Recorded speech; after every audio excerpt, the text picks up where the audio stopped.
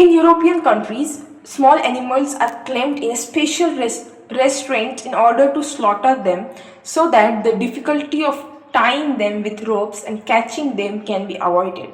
How is it to do this? There is no other harm in securing goats, rams, etc. in special restraints in order to slaughter them, except that a sunnah is omitted. The sunnah is that the one who is carrying out the slaughter should place his right foot on the right side of the animal's neck and then slaughter it.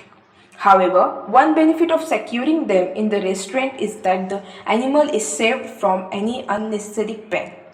For example, some people pick up the goat and slam it on the ground, or they throw it on stony ground, which undoubtedly cause unnecessary pain. However, these two situations can be avoided by using the special restraint. Moreover, the design of this restraint is such that the animal is made to lie down and is clamped around the belly, allowing its leg to remain free. That is good thing from a medical perspective, because the more an animal shakes its arm and legs, the more blood which is harmful for health will flow.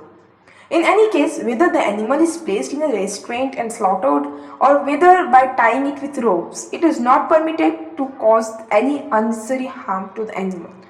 Those people who crack the necks of goats, thrust a dagger into a big animal and cut the veins of their heart, or strike the knife on the bone while slaughtering them, it is necessary for them to avoid this. Allah forbid. If this very animal is set upon us after death, then what will happen? What will happen? So please avoid it. How is it to cut the hair and wool of a qurbani animal? Some qurbani animals have very long hair on their bodies. If there is difficulty during the slaughtering process, can their hair be cut? If someone has cut the hair, then what is the ruling regarding such hair? So, it is a makruh to cut the hair, wool, etc. of a qurbani animal. If a person has already cut the hair, wool, etc., he can neither use them himself nor can he give them to a rich person. Rather, he must give them a sadaqah to Shahri Fakir as for the matter of facing difficulty during the slaughtering process. Then, never mind cutting the hair of the entire body. There is no need to even cut the hair of a neck. Rather, water should be put on the neck and an area can be made like this. Slaughtering by a person without wudu or one who does not pray. Butchers tend to be without wudu, do not offer salah and trim their breeds. So, is it correct to ask them to slaughter the animal?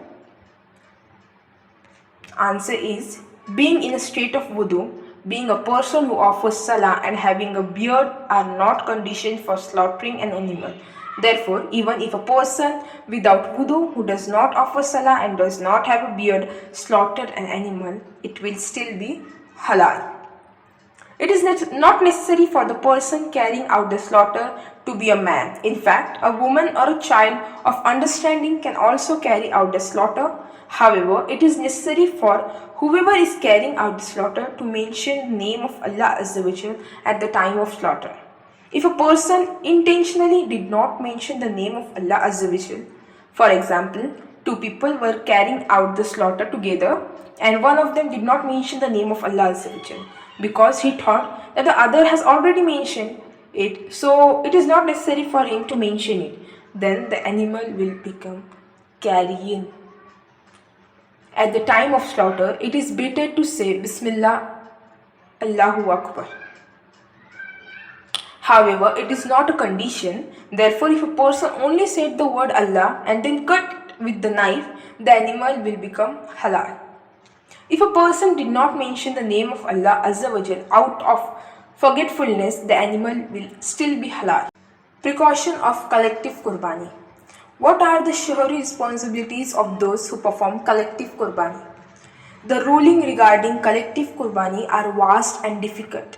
Therefore, it is necessary for those carrying out collective qurbani to learn the relevant necessary ruling or carry out the qurbani under the guidance of the scholars.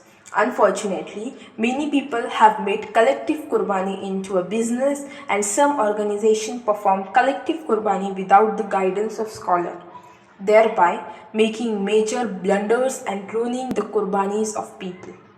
They should all fear the punishment of the hereafter and should only participate in collective qurbani after fulfilling the requirements of the Sharia.